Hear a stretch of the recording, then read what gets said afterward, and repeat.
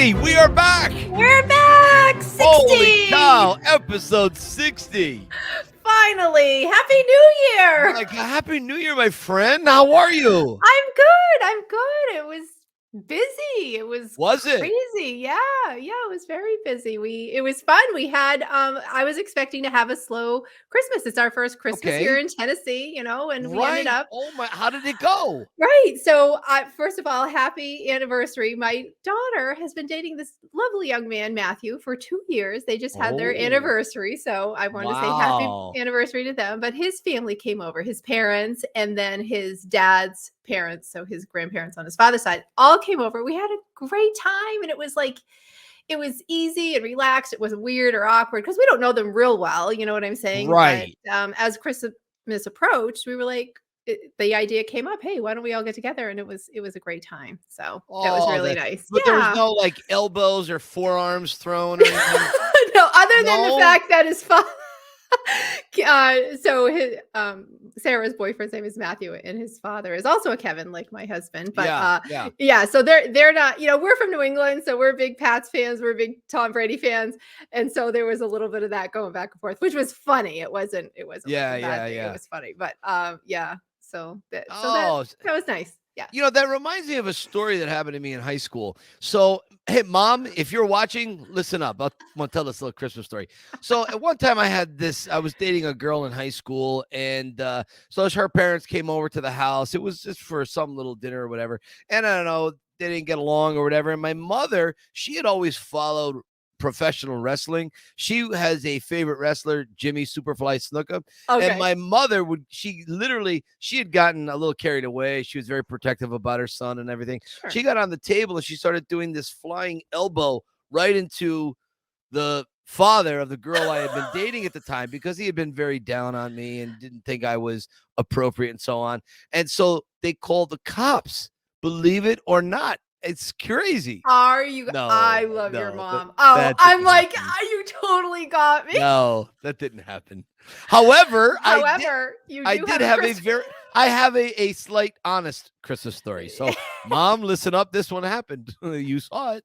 So, when my brother, I've talked about this before. My brother, he's the one in the family. Like, if there's ever a zombie apocalypse, no one's going to need a Rocky impersonator, but they're going to need a guy like my brother, okay? Because he can build everything. I mean, he's got a little bit of electrical woodwork. I mean, he really is a skilled guy. So anyways, when they bought their house, they did a bunch of changes to it. It was an old dental office on the first floor. It's a big, beautiful old Victorian style house. Nice. And so my brother built a pub in there, and it's a beautiful pub. I've put pictures up over the years. People have an idea what it looks like. Anyways, every Christmas, a Kunda Christmas starts on December 23rd. And we get together at my brother's pub. Sometimes it's karaoke. Sometimes we're just, blasting Christmas music or everyday music and just getting caught up. But there's always lots of drinks being poured. Okay. So I started, and I was okay. I didn't get carried away on the 23rd. I was still fairly appropriate, and that was fine. It went very well. But on Christmas, so the 24th. So Christmas, when was it? It was, I'd gone to Sue's family's. We drove around a little bit and did our visiting, and then we came back up. But it was like 9 o'clock at night, and I'm like tired and irritable. And so I'm sitting in a chair in my brother's front room, and they just got done having Christmas Eve dinner with my parents. And I'm just like, I wanted to go to bed. And so and we have a little tradition where we do the stocking stuffers on Christmas Eve. And so I'm like, can we just go? Can we go over Mom's and open up? Because I got to go to bed. Let's all move the night for me. Okay. Right. Because I need my beauty sleep, damn it. And my body runs out, I don't know about you, Stacy, but when my body clock runs out, that's it. I can't go refuel at the gas station. I'm done. Right. So anyways, it was a nice night. That was it. Christmas, we open up our presents at my mother's, and we always have a tradition where we go to my brother's, who lives next door, the house right next to us, and we have probably 4, 5, 6 bottles of champagne. Sometimes they're magnums. Between 4 of us, okay, me, Sue, Jay, and Debbie. And so I said to myself, I'm not in the mood to drink that much. So I'm just have a few. And you see, you get caught up in telling your stories, and one thing leads to another. And now that I look back through the haze of champagne, I recall my brother slowly pouring and slowly topping me off. Now, at no point do I say to myself, why is my glass always full? Right.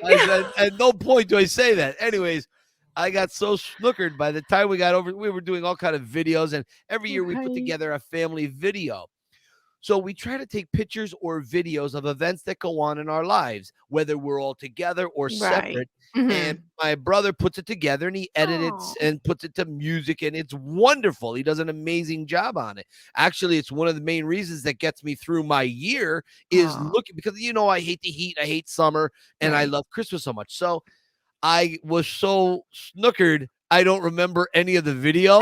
So I'm going in this weekend. My nephew is engaged. It's a big engagement party. Oh, So nice. I'm going to go into that, and I got to rewatch the video again because I don't recall any of it. I had passed out. And especially right after Christmas dinner. We had Christmas dinner around 3 or 4 o'clock. We had it early because Sue had to go home. Right. I stayed overnight. She had to go home, but she watched the Christmas video. And anyways, right at the dinner, I didn't even help clean up or anything. I just passed out on the couch snoring like a bear. And then I sleep through most of the video. And then I wake up about halfway through Christmas Vacation, which we play every year. And Oh, I right. I Yes. do watch that. And apparently I walked Sue out to her car and I don't recall any of it, Oh my goodness. So, but I don't know what happened. I mean, it was just one of those things we're having a really good time. So that was my Christmas. Yeah, I don't remember a lot of it. And my father was kind of sheepishly saying to me the next day we went out to breakfast or something, and I said, "Yeah, I don't recall it." He goes, "Well, you don't do that every day, Mickey. That's okay. Right. It was a Yeah. special education." I go, "Yeah, but still." Christmas is my favorite time of year, and as De Niro says in Copland, "You blew it." So I was like, "Okay, fine, whatever, You should whatever." post some of the I would love to see you should post little Oh, snippets from the video. I That'd be really might. nice. I might. Maybe ones that are appropriate that people would understand, because a lot of stuff is family oriented, and Yeah, people are like, inside. "What Yeah, the hell yeah. is that?" But maybe I will. Maybe I'll have to get the okay from all family members, Yeah. and Pick and we'll choose. Yeah. we'll have a look at that. Anyways, you, my friend, had a birthday that I missed, and Oh my gosh. this is very bad co-hosting etiquette. Okay, this is really bad. So I felt terrible about it. You and I spoke about it, and I know you made me feel real good about it, but still, it was not something. I don't recall everyone's birthdays, Yeah. and normally I have them written on my phone. And Sure. you get the notice the day You before your right. birthday. Okay, so let me send my text messages out, and I have it in for family. And I have like 2 friends or 3 friends maybe that I have their birthdays written in. So it's not like it takes up a lot of space. Right. And I don't know what happened. I missed it, and so I did put a post out. And how did the post go? Did you get any Oh, feedback? well, this is what's so funny. I'm sitting there doing the dishes, and then my phone just starts going ping, ping, ping, ping, ping, ping. Because Ah. because when you realize, the tough thing about January birthdays is, especially early January, people are like they're coming down from the holidays. They're coming down from. They don't have to Yeah. remember another thing, so Right. you kind of get used to your birthday just getting caught up to by the end of the Yeah. month. Yeah. And it's totally fine.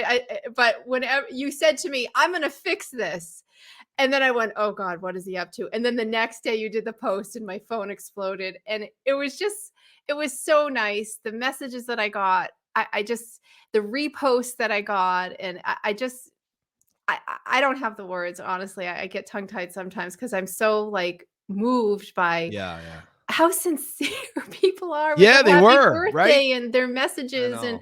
and so my phone literally blew up all day. So thank you to everyone for all those messages and for you for posting. That was very sweet. And it was funny. The way you did it was really cute. So It was so funny. this is your 30th birthday. So where did you and Kevin go? 30, 30th, right? It 30 is plus 30. 20. Yeah, my husband goes, "Yeah, you're 49 in 12 months." I'm like, "Yeah, I like that a little bit better."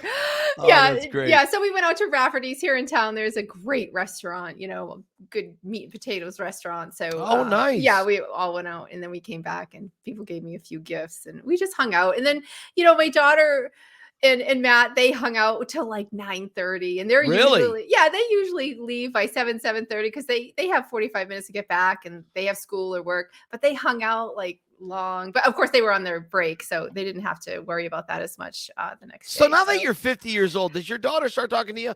Mom, you have to go to bed now. I have to get you back to the house. No, it's time for bed and Jello, Mom.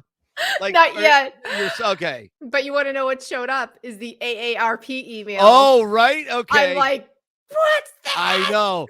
How dare they? I don't even bastards. open them. I delete them. I'm like, I don't even want to know what you have to say. You know, you get a $15, you get a 15% discount at Home Depot. So hey, take it and run, baby. Oh, really? Oh, yes, there's yes. the silver lining. There is a silver lining. You know, it's funny. We used to have this thing with my mother years ago when she was coming to grips with getting, marginally older. Right. She had this thing with being 29 every year. And it was so silly. And I never understood it back then. Yeah. Like, yeah, all right. Dad's making that joke again about Mom being 29. I don't get what that is. I'm like 12. So what's the big deal? Right. And now at 54, I'm like, wouldn't mind being 14 again, Yeah. So no, I get it's that. Fast. It's Yeah. fast. And that's why Yeah, I'm just focusing, as we were talking ahead of time, I'm really focusing on my health now because, you can get away with bad food habits when you're young. You know what I'm saying? So I'm really making an effort now to make better, especially food and health and exercise habits than I did before, because now I feel it where I didn't 10 years ago, but like from 45 on, I can't keep weight off as easily. I don't get up as fast as I used to. So I'm like, it all starts with food. So that's what I've been focusing on. That's like my New Year's resolution, is to really commit, to be accountable to myself. You know what I'm saying? And be like, look, you can't, you really do have to commit to your health here if you want to have a healthy second half. Yeah. I have an idea, Stacy. I think you and I should do steroids and see how far it takes us. Okay. Yeah. That sounds good. That sounds why not? Smart, right? End up with the moon face. It'll be beautiful. Come on. Let's try it. Let's put our bodies to the test. Let's say screw the DNA. Let's go for it. Okay. Hey, listen, I want to talk about something very, very quickly before we get to fan shout outs. Sure. So I have just devised something in my neighborhood. I realized I've influenced my entire neighborhood overnight. And this is kind of funny. And I wonder if anybody out there has gone through what I went through last night. Oh, God. So yesterday was Martin Luther King's Day, right? Yes. Okay. Martin Luther King Jr.'s Day. Okay. So everything shuts down, or a lot of things shut down. Okay. Well, that means my garbage pickup is Tuesday morning. Normal, with no holidays. Tuesday morning is I got to put the garbage out Monday night. So yesterday at about 6 o'clock, I look out the windows, and I have a view, several angles. I have to go through several rooms, look out the windows, and see if anybody has their cans out. Now, one person had their can out at 6 p.m. Not one. Right. Now, I never know if does Martin Luther King Day the day before. Does that mean they're off on Monday? So who they were going to pick up on Monday gets picked up on Tuesday. Right. Who they're picking up on Tuesday gets picked up on Wednesday. That's what I know. That's what they do. Yeah. That's what I think too. So I sit back down, and I'm getting back over a cold. Sue is now has a cold. And so I'm sitting in the chair. We're watching a little TV, and I say, screw it. You know what? Nobody put but I can't miss it because I have cardboard boxes that I cut up and broke down in the same bin as recyclables. I got garbage bags. My cans are overflowing. So I'm not going to make another week. So I got to put them back all out, because if I miss tonight, I'm screwed. Right. Which would be meaning this morning. So I put them out last night around about 8 o'clock last night. And I went back into the house, watched TV, and I went to bed. And I got up around 4 o'clock in the morning. I don't know, had to go to the bathroom. And I don't know what made me peek out the one guest bedroom window. All the cans are out on the streets. Right. So in my neighborhood, it's very quiet. You can hear the can rolling, the plastic wheels on the gravel. That's and the so cement, true. Right. And it's loud. And you can hear the dogs in all the surrounding houses. Somebody's putting out the garbage. And then, the owners are going, shut up, Charlie, shut up. Right. So now the owners of the pets and whatever, they have to get up. They look out the window. Could just put out his garbage. Jesus, I thought they weren't coming tomorrow. Well, screw it. If he's putting his out, I'm putting mine out. Right. So the whole neighborhood put out all their garbage cans. I am a leader. For the first time in my life, I feel like I'm a leader. Oh, come on. You are like one of the biggest leaders in the whole Rocky verse. Yes, in the Rocky world. Sure. Okay, I'm a general in the Rocky world. But in the real world, I'm like a grunt soldier. And so when you have this effect, it's kind of interesting. So what's the time of this recording? Right now it is 12:55, 11:55 your time. Yeah. There's been no garbage pickup.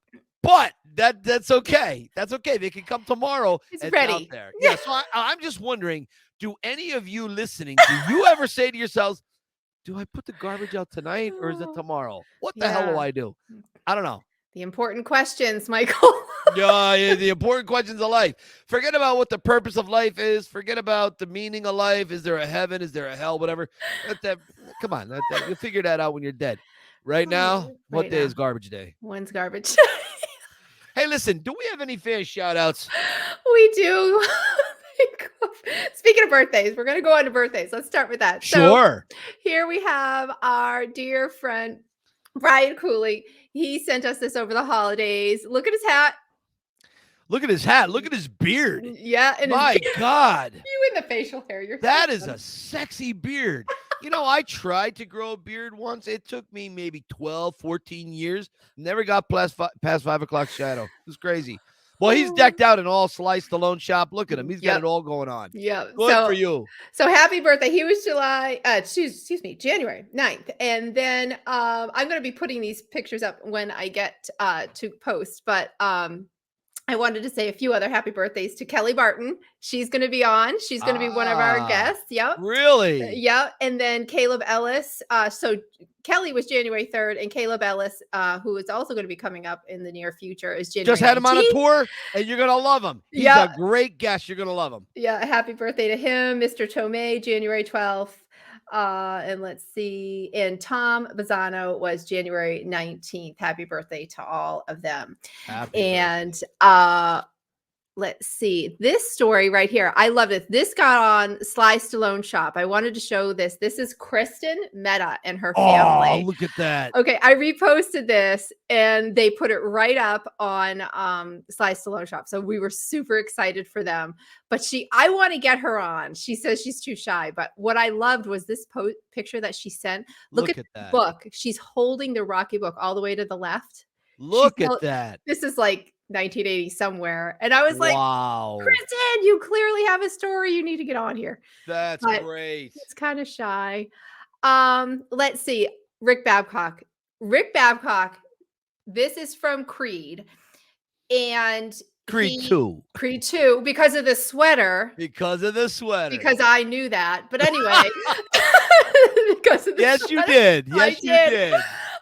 So Creed 2. And so all these years later, he took a chance and he sent the picture into Stallone, gave him his whole story about all the ways that Rocky's inspired him. And he signed it and he sent it back. And I just want to say to Sly, if you're listening, Rick Babcock, there is nobody more deserving because he lives and breathes the Rocky message. And if you just randomly select to do these favors, you hit it right because Rick Babcock is just an absolute sweetheart.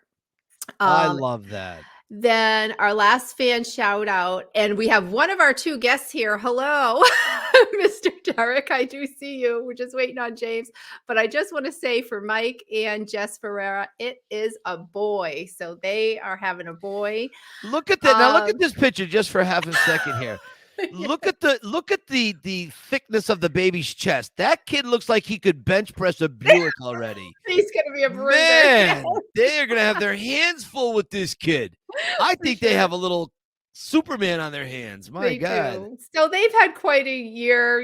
They got married and now they're pregnant, and we just love them. They were our episode 58. Yeah, 58. They were great. So if anyone wants to check them out, they are look at that picture.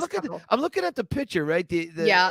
So it looks like the kid's doing a leg press. Yeah. An incline leg press. It looks like his knees are coming up to his chest. And I cannot wait to meet this kid.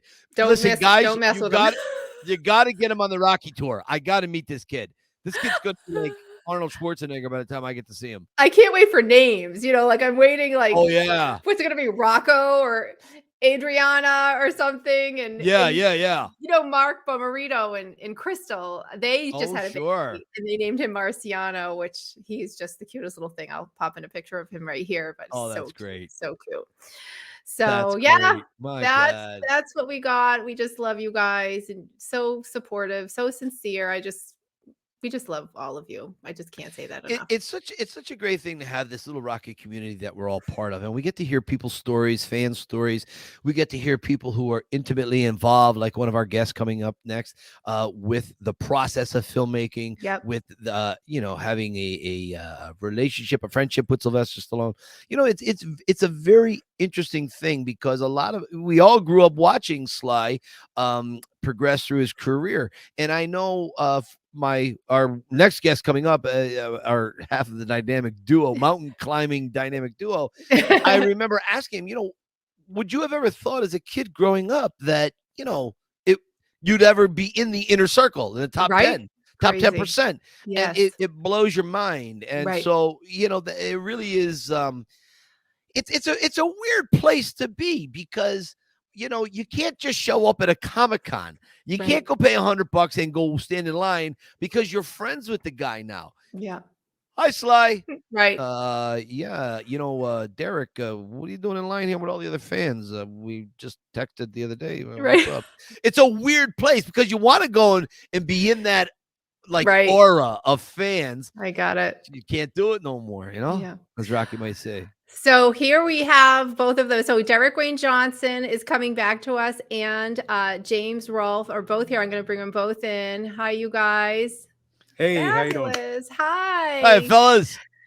Good to see you. Good to see you again, all three of you, actually. Yeah. Thanks so Stacy, much. This is Stacy, great. is it me, Stacy, or do the both of these guys get better every time? They get better looking every time I see them. Right.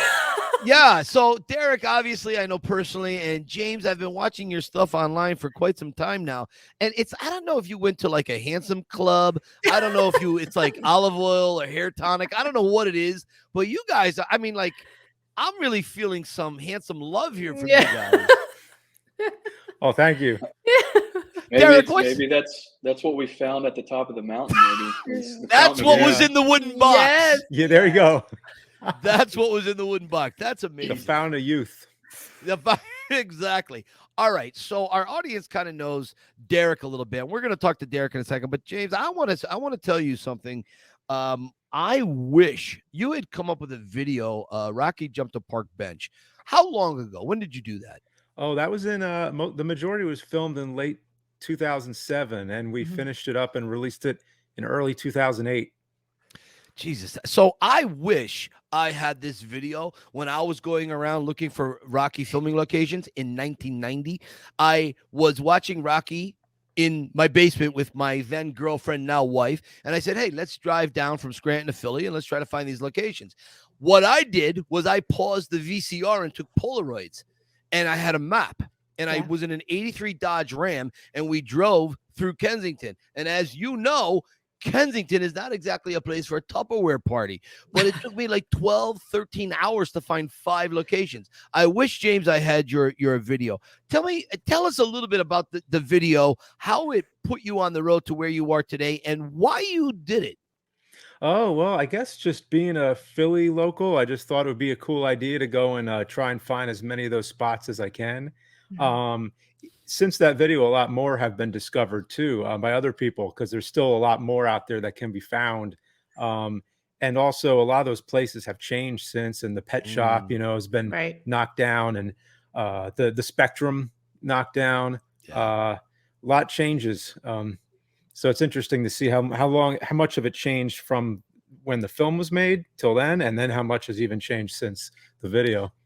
Derek, your thoughts on Rocky jumped a park bench?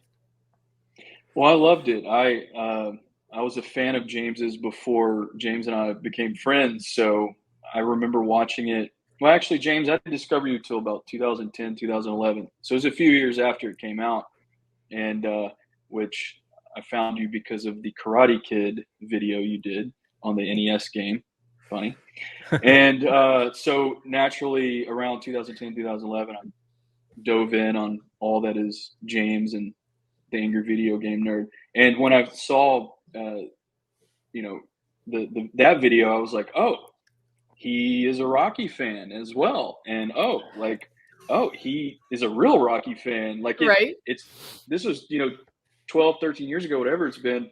And so I just thought you did a good job with that, James. And I know a lot of people that have watched it several times. And I'm sure that now that Rocky Climbed a Mountain came out, more people are going to see the original. Oh, possibly, yeah. I would agree. Now, James, would you say what's your favorite Rocky of all of them? Oh, it's a tough call. I was kind of by default, I always go back to the first one. Gotcha. But I love them all. I think it's a solid franchise. I think it's my number one favorite franchise of all film franchise I can think of. Einstein could have learned from you, pal. I'll tell you that right now. That's a very good call. Derek, where do you fall on the line in your favorite Rockies?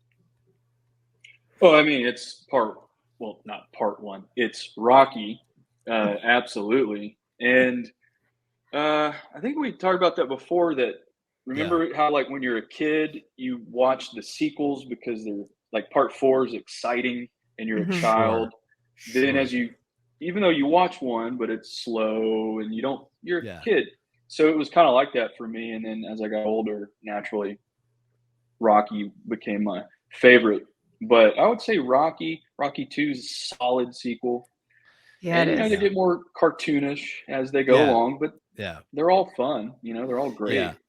I always thought Rocky 2 is a really underrated film. You don't hear people talk about Rocky 2 a lot. You hear people always talk about Rocky 1 and Rocky 4.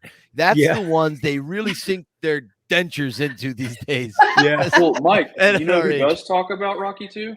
Who? Is Quentin Tarantino. Does he really? That is one of his favorite sequels. That was his favorite film to go watch in 1979. He talks about it all the time. He loves Rocky 2. Nice. Quentin Tarantino scares me so much. He's such a bizarre human. I have to go back and listen to some of his interviews and pick up on some of that. I think that's fascinating. All right. Stacy, did you know that these two made a mini documentary on the mountain Rocky climbs? I mean, this is amazing. It's so funny. When we found out about this, I remember going, oh my God, somebody did it. I was so excited because, we know it's in Jackson Hole, Wyoming, but where is the mountain? Can Mike start doing tours there? And so whenever I was like, this is fabulous. So tell us about that, because I really enjoyed that. I really enjoyed it. And James, before you get into that, is my audio okay? Because you're great. You sound like an angel, not buddy. Hearing like a train or anything? No. Okay, good. That sounds good to me. Okay, good. I was worried. I just hear all this traffic. I'm in a different I'm hearing the train of your beautiful voice. Okay, there you go. Wow. Okay, just wanted to throw that out there. Some poetry. Good. Yeah. I will remain silent now, James. Yeah. I always felt it was such an an underlooked spot because nobody ever really talked about it, and there's such a lack of info about where it is too. I mean, I think it's well known that it's Jackson Hole, Wyoming, but to pinpoint the actual spot and then studying the film, I remember it was this big eureka moment where I'm like, this is 2 peaks. This is 2 spots, because there's the distant shot and then there's the close up. And I'm so glad Derek came along, because I was like, who's going to want to go up there with me? I got to find somebody crazy enough to do this. Yeah, sure. Me. Nice. Well, that was a smart move. That must have been tough. I know at the end you were like, you know what? We're not going to kill ourselves, trying to get up this thing. Because as you were, approaching it, I'm like, oh no, this is legit dangerous. That was no joke. Yeah, especially judging from the videos. If we went up on the second peak, the one from the distant shots, it gets very narrow. Like you can see videos that climbers have done, and it's very narrow. And you make one wrong step, that's it. But so I got to ask you on this. This is my big thing. I hate to cut you off on this, but I've been chomping at the bit for the last 3 weeks to ask you guys this question. Do you think it was Sly from the helicopter shot or the stuntman? Well, James, would you like me to take that one, or you want to take it? You take it. We know the answer. Okay. Nice. I've always wondered. This is great. So I guess he's cool with me saying that. Well, I don't know. I don't know if I have permission to say. But I do know. He did tell me, Sly. Gotcha. Oh man, I don't know, Mike. I don't know if I have permission to say. But I would go. I would say you probably have permission to say, especially if it helps with anything Rockyland. That's what okay. That would be my thought. Sly, forgive me if but that was Sly. That's brilliant. Sly. That's brilliant. That was definitely him. According to Sly, that was him. That. Not saying he didn't have a stuntman of any sorts at any time.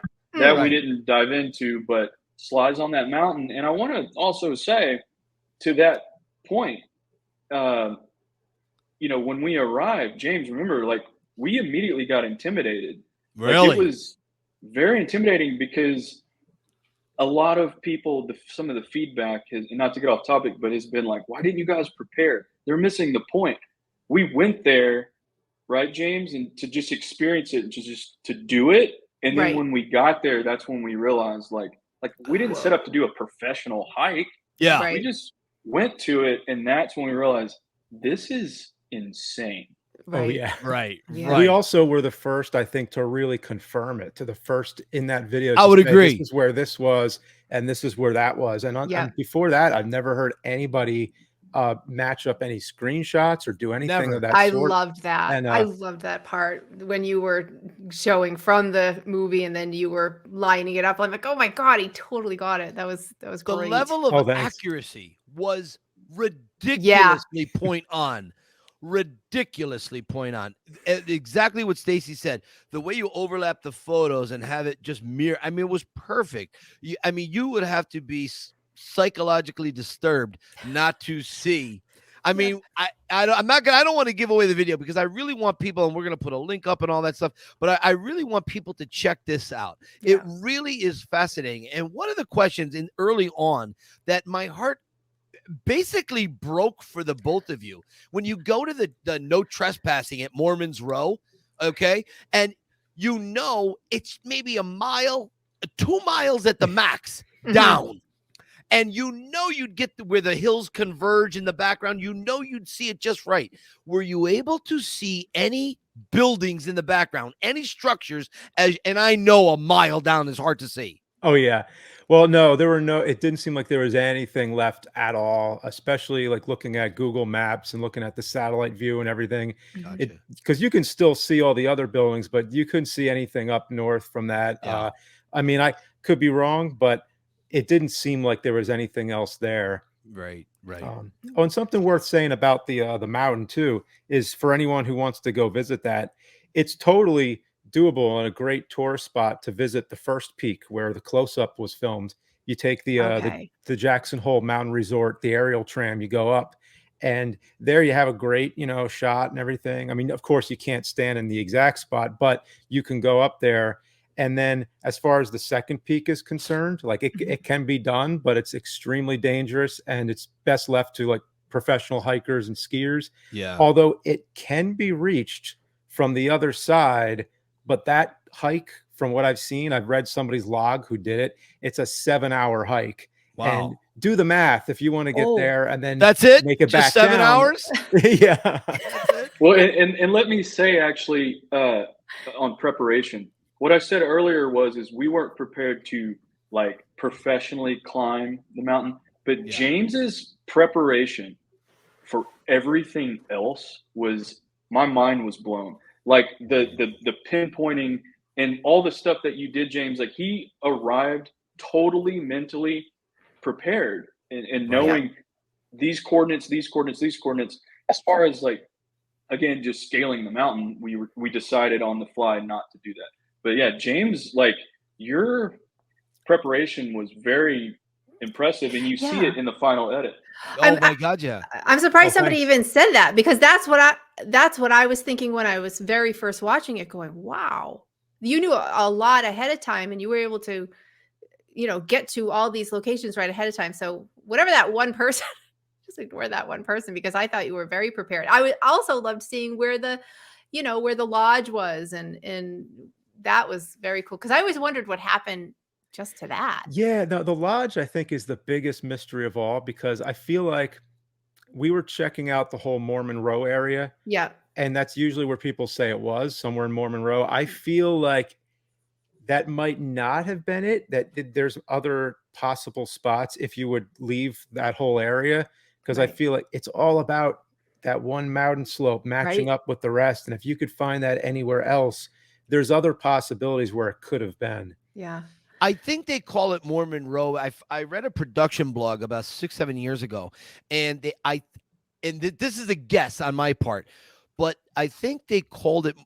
They suggested it was Mormon Row because they didn't know where it was. They didn't know the exact name to give the exact area. So the closest to it would be Mormon Row. So maybe it was 3-4 miles down, whatever the distance is.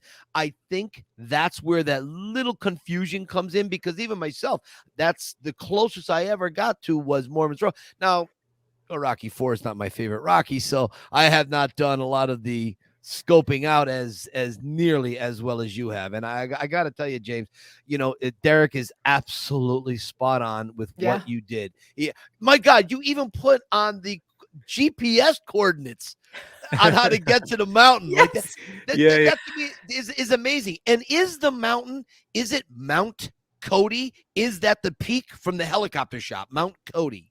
Yeah, the helicopter shot would be Mount Cody, not to be confused with a different Mount Cody, also in Wyoming. Yellowstone. Yeah. Right. That's funny. So isn't it weird when you guys were climbing? This is something I thought was interesting. There was I made a note on this.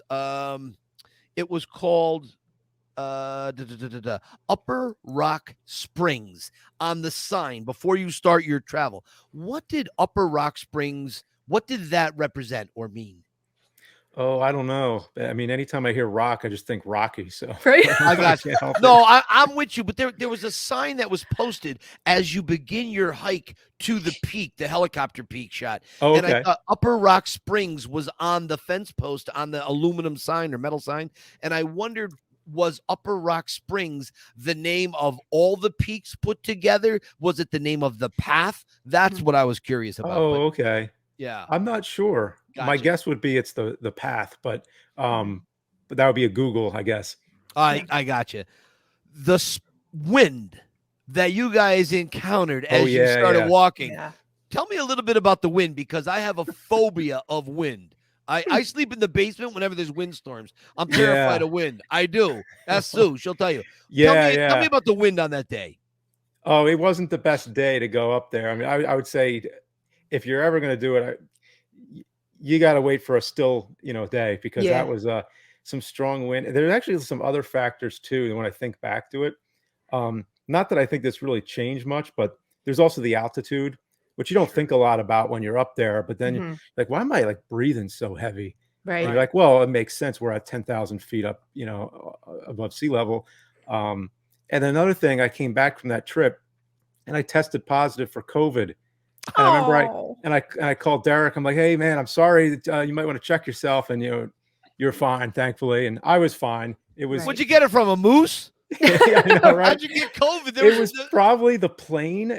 I had the mask, but I feel like, man, it could have been a number of things. But anyway, I suppose. Yeah, but I came back like, oh man. So that's another reason I was like, I wonder why I wasn't feeling my best. It could have been the altitude, but then it could have also been I had COVID while I was up on the Rocky Mountain. Right. So. Yeah. See, we relived this moment over and over and over and over and over and over when we watched the movie. And this was something done in 1985. Yeah. Right. So to remember, I'm always amazed. Sometimes I'm sure Sly can't remember a lot of some of the details and they're a little hazy. He goes, no, I think this is what we did, but that's probably the way it went. And for him to go back and to see that again, and like, I wonder, was that box, that crate, there's a crate there on the peak of the mountain from the helicopter shot. Like, was that there during filming? What's your thoughts on that crate? Well, what I think, I mean, we've talked about this while we were there, but then also a few people have emailed with their own just guess. Anybody's guess is as good as anybody's, but we seem to think that it was probably a crate for him to stand on so that you could see him better over the ridge. Right. But when you look at the movie and you go frame by frame when the camera is orbiting around him, you can't really seem to make out the crate. I mean, it must blend in really well if it's there. Right. So it's still just a mystery. It's a weird place for a crate for any other reason other than for someone to stand on to get a much more a better profile, you know, for a movie. Yeah. Well, one thing that I found in research and just comments and stuff on the video was that it could be just climbers do this, like maybe it's a log book or supplies or just any sort of thing like that is why it was there, like a more just practical level. So I don't know. I'm sure someone that works there or a climber would know. It's just James and I are neither. We're not climbers and we don't work there. So, you know, the mystery remains. But I think in my opinion, a more practical reason for being there for climbers.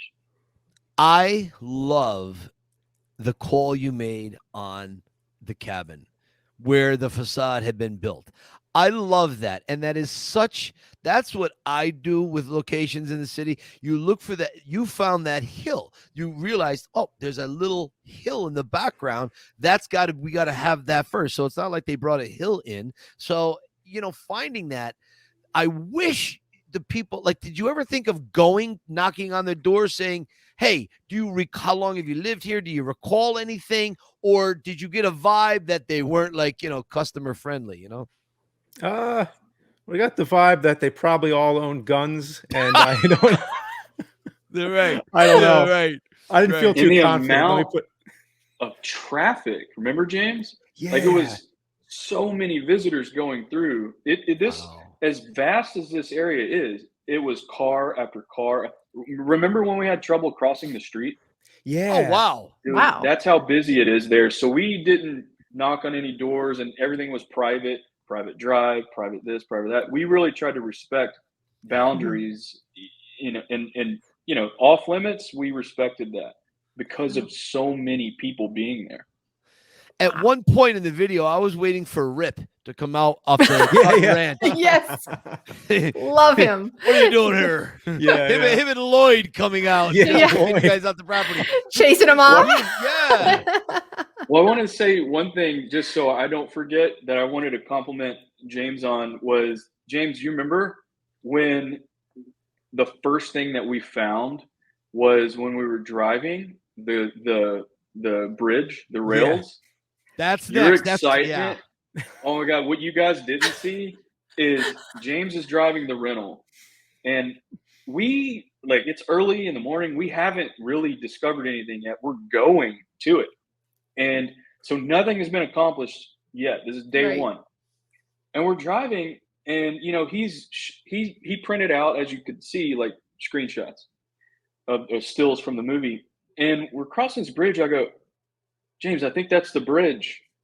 And James got so excited, like a little kid, that first of all, he was like, oh my God, it is. So it took us forever to turn the car around because the traffic was nonstop.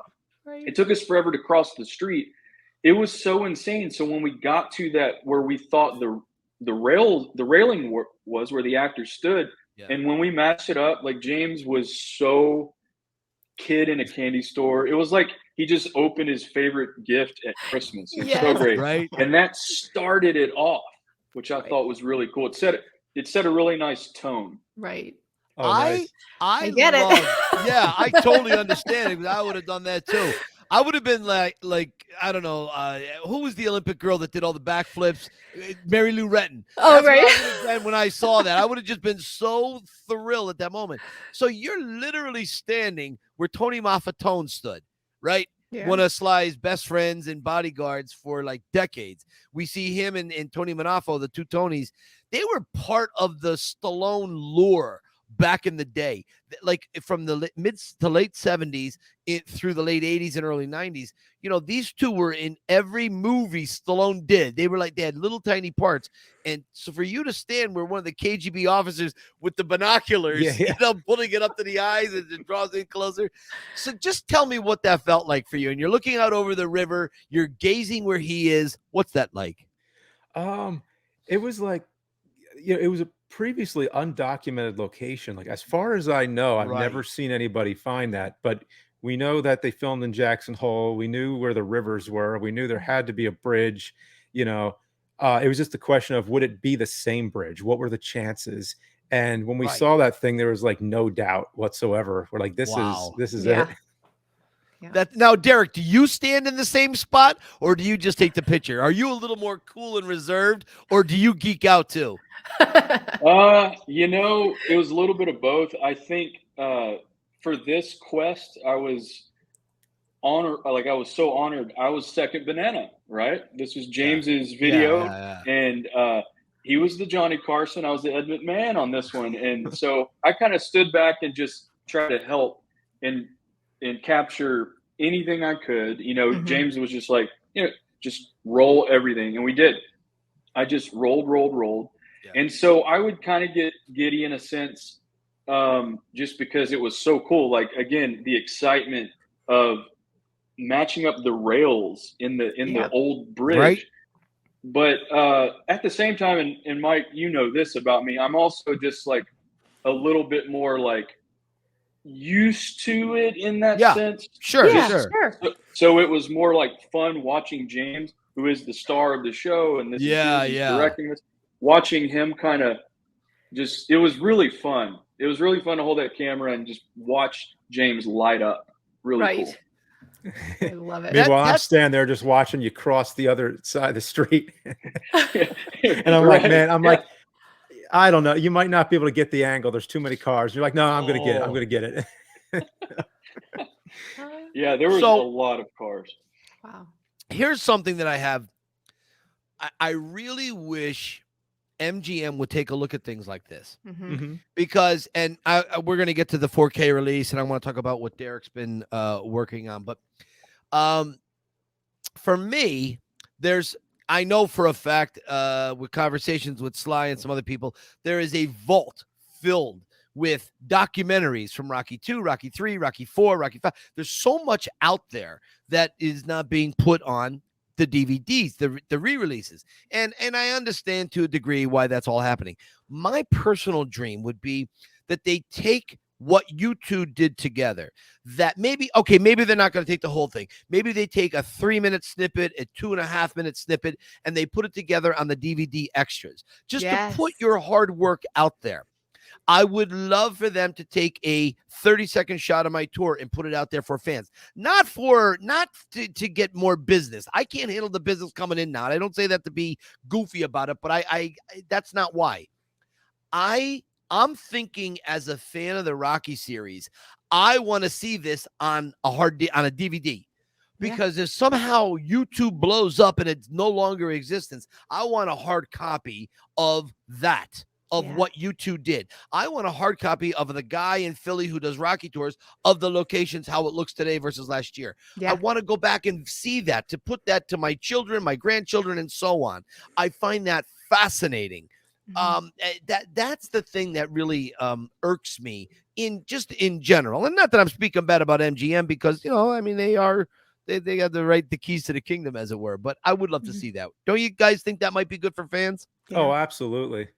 I think your point is that how far reaching it is. All these decades later, look at this entire generation of those of us who grew up with it. Look at what we're doing as a result of all those years of influence. I love that idea.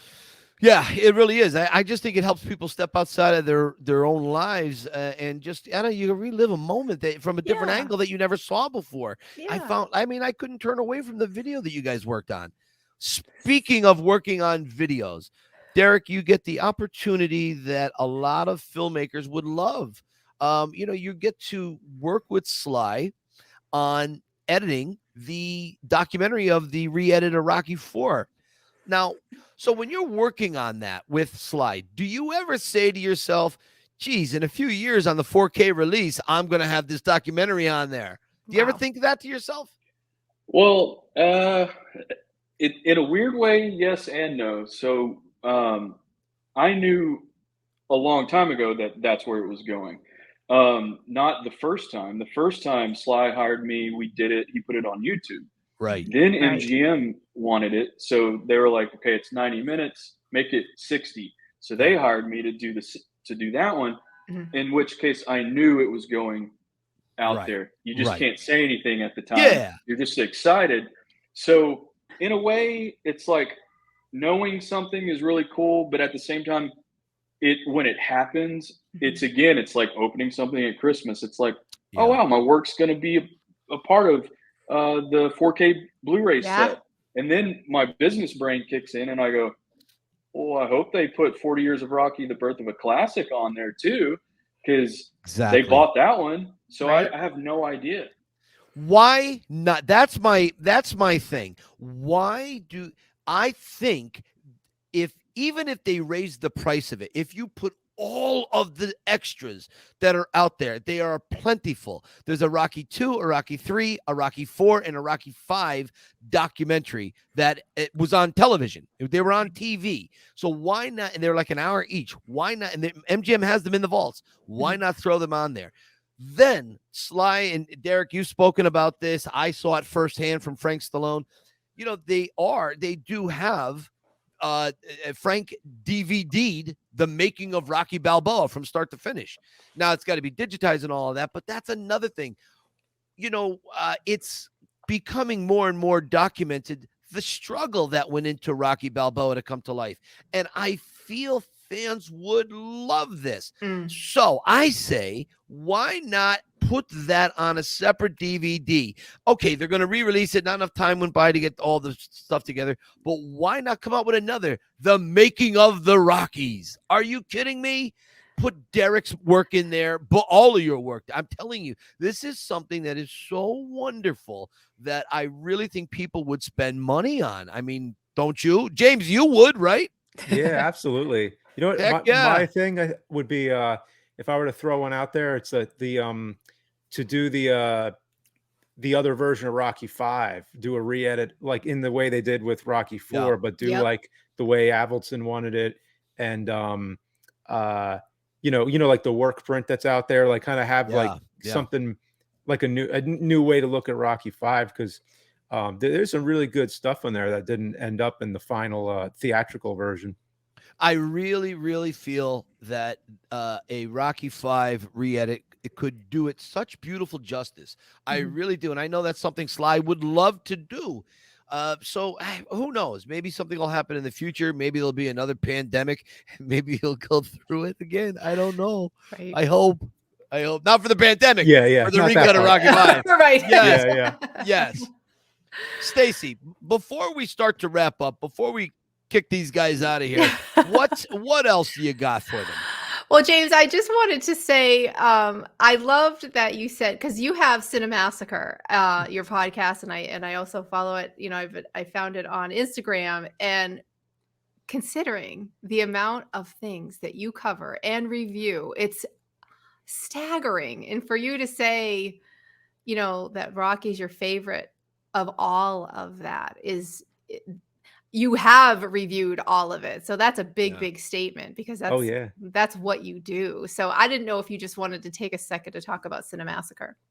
Oh yeah. I mean, well, I review movies. That's where the cinema part comes in, but I do video games as well. I'm best known as the angry video game nerd, where I rip apart old video games, the ones you remember, but then, find out that you wish you didn't remember, or, Yeah. So that's I loved that site. It's a cool site. And Derek, thank you as always. It took us a little bit of coordinating. You're always just so sweet and very gracious with your time, and I appreciate you coming on with us again and sticking in there with me to get this coordinated.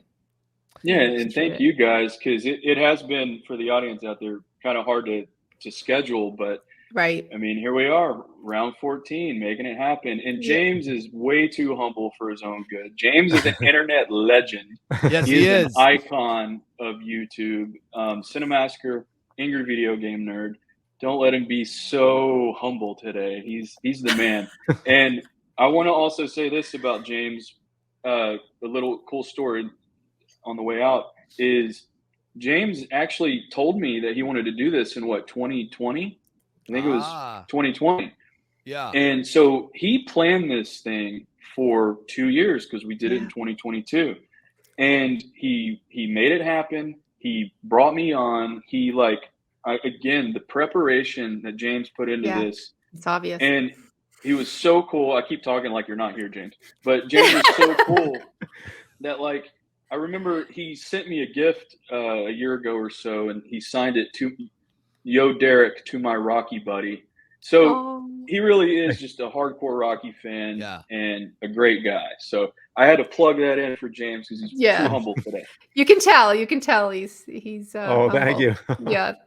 Derek, last time you were here, I gave these 2 questions to you, so I'm going to give these 2 questions to James. But before I do, buddy, I love you. It's always great seeing you. And lately I have a thing for beards. I can't grow a beard, and we all know that the Rocky IV beard was a fake beard, which is funny. Sly has come out and said that. You've said that in the past. I find it remarkable that a man can grow a beard so thick and luscious like yours. I can't. I can't. What you're looking at now is about 8 months worth of growth. I can't grow a beard. But here's what's happening to me. And this is way off topic.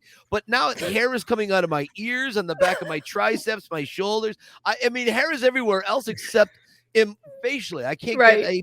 Anyways, you have a great beard, and you're going to be up there. It's intoxicating, right? I can't take my eyes off it, man. Word. Thank you. I wish that I could take it and put it up here, but because you got some good hair, my friend. But no, I love you guys, Mike, Stacy. Like always, a pleasure. You guys are so just fun, and that's our goal, man. Just good friends, man. Just good friends. Thank you. All right, James. Here's the deal. 2 questions. The first one. How does Rocky get down off the mountain and get back to the cabin? Oh, after all that, does he run back down that steep peak? Yeah. Does he go? How does he get? Does Paulie show up with the robot? How does he go back? Yeah, going down is what I'd be worried about. Yeah. He's already exhausted himself running up to snow to the middle of his thighs, right?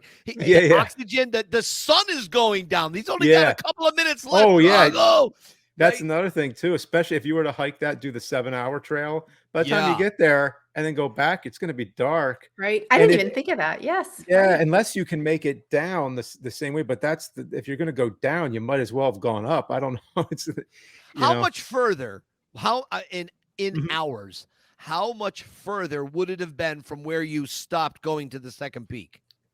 I really don't know. That would only have to be like tested. I haven't seen anybody's log of it in minutes or anything, but I got you. I don't think it would have been too long.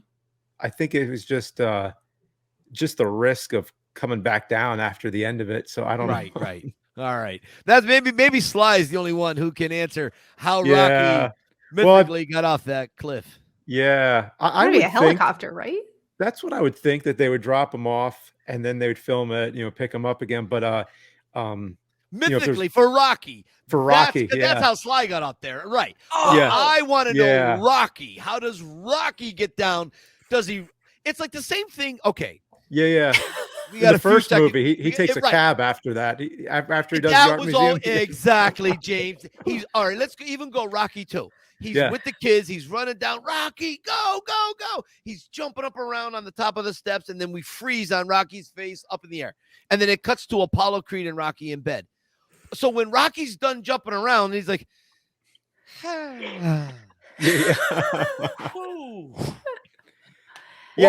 that's 30 miles from what I heard. If you were to trace all that, that's a 30-mile run. It is. The first one, do you know how long the first one would be if you were to actually run?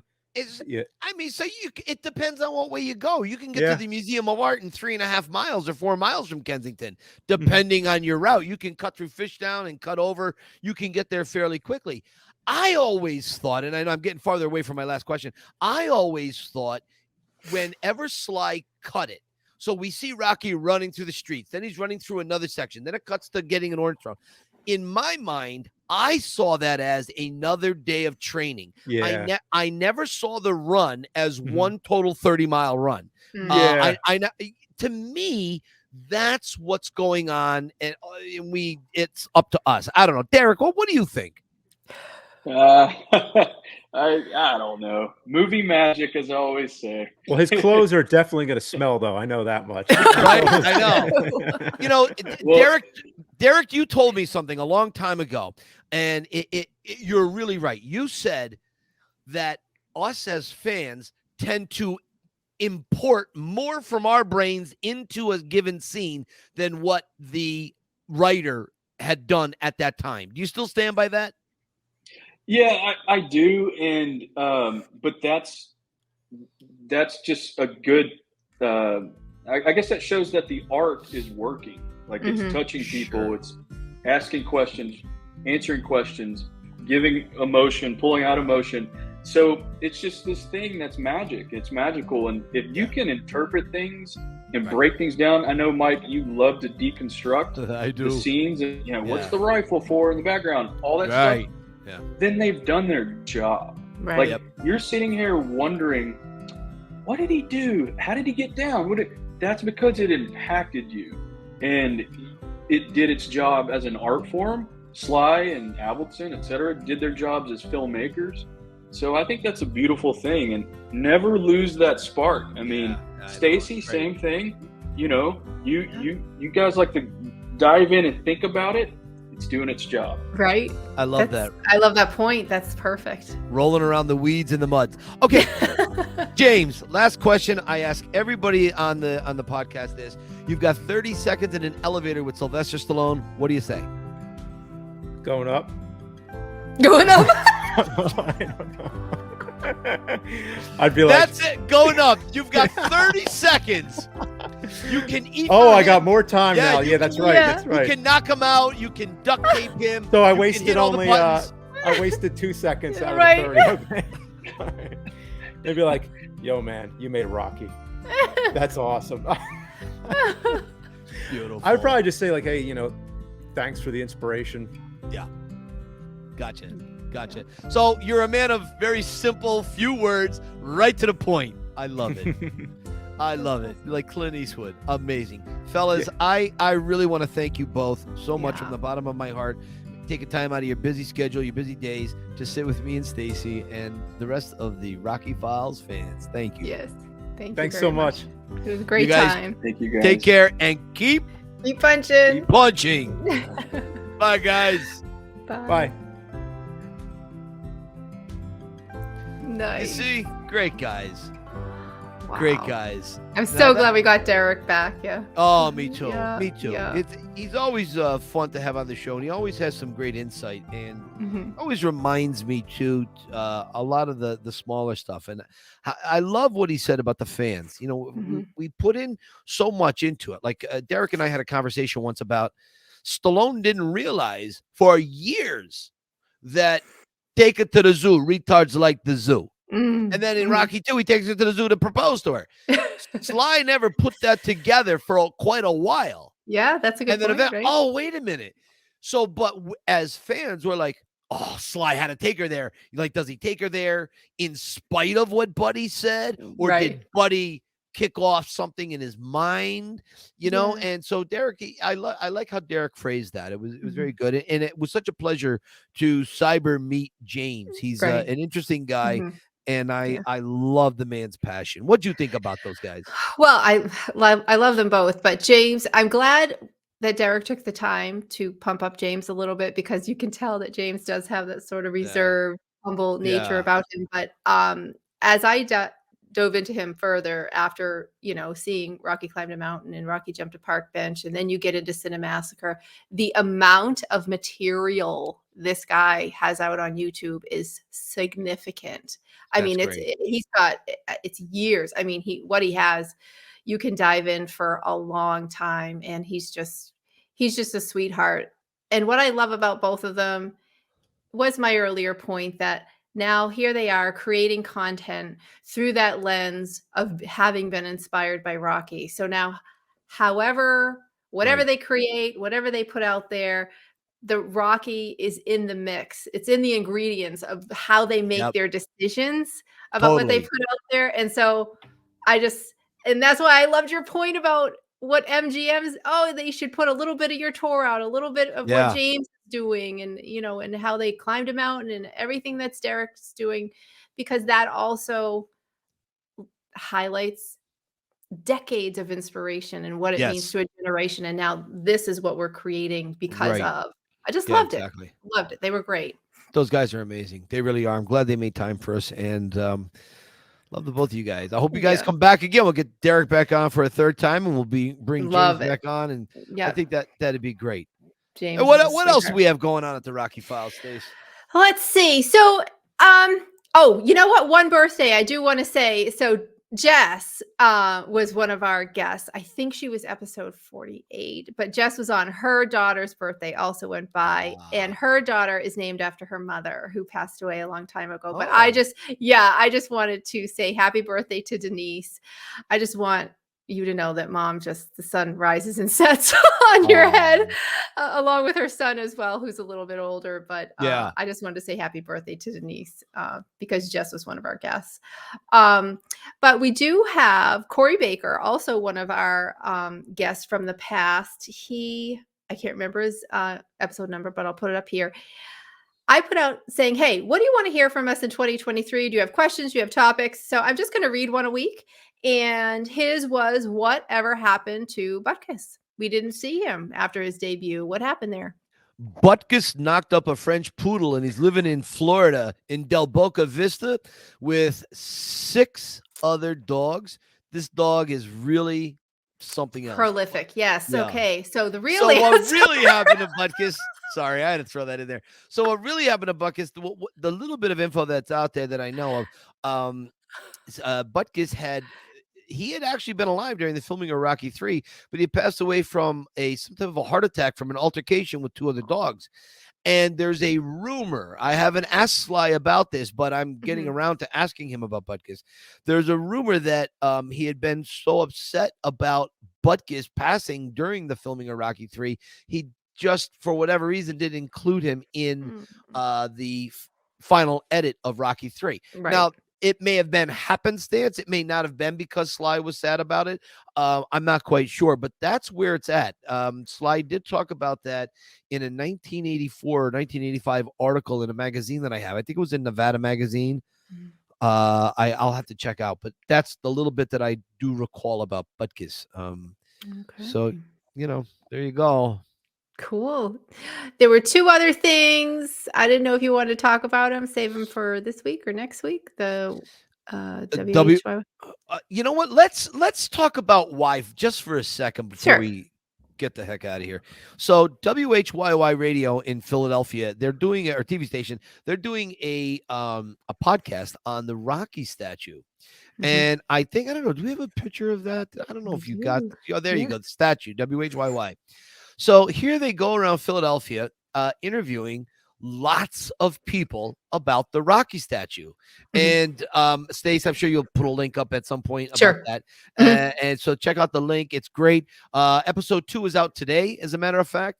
And I'm on one of the episodes. I don't know which one, but we did a Rocky tour with the host, and what they're going to take from that, I don't know. I know I opened up about some very unique things. I don't know how much it relates to the statue, but I know he's using some of what we spoke about. So anyways, tune into that, WHYY. There's banners all over Philadelphia. They really have a good marketing campaign now, which I was surprised of. I've seen it all over the city, and I see a lot of chatter online about it. So go check it out. Yeah, good. Great. Well, my friend, I think that was a good 2023 opener. What do you think? So. I think it was very, very well done. Yes. I think it's great to be back doing our little podcast show here because, I miss you, buddy. I miss you too. That was a long 3 weeks. That was 3 whole weeks off. I was like, what? I know. Yeah. It was a long time, but here we are. And hey, listen, where can people find you, pal? I am at Had Me at Yo on Instagram, also at the Rocky Files on Instagram, and the Rocky Files podcast on Facebook. And Michael, what about you? I wrote a book a few years ago called Cue the Rocky Music. The lovely Stacy is holding it up, waving it in your face. If you haven't had it by now, go get it. It's on Amazon. It's not bad. It's very good. It's very If nothing else, it will kill spiders and bugs, okay? Smack. You can find me the Yo Philly Rocky Film Tour. You can find me over at TikTok, TICK, TikTok Rocky, because TIK Rocky was taken. TikTok Rocky was taken. So anyways, getting a lot more love over there. And thank you very much. Oh, and a little movie we worked on with a dear friend of mine, Jim Toscano, out of Detroit, Free Age Media. That's his company. He made a documentary about my life, The Pretender, and how my family suffers at my mental disability. So go check it out. It's on streaming platforms, Amazon Prime, Tubi Television. It's all over the place like dog crap. Check it out. Stace, it's been great. I will see you next week, my friend. That was good. Keep punching. Keep punching.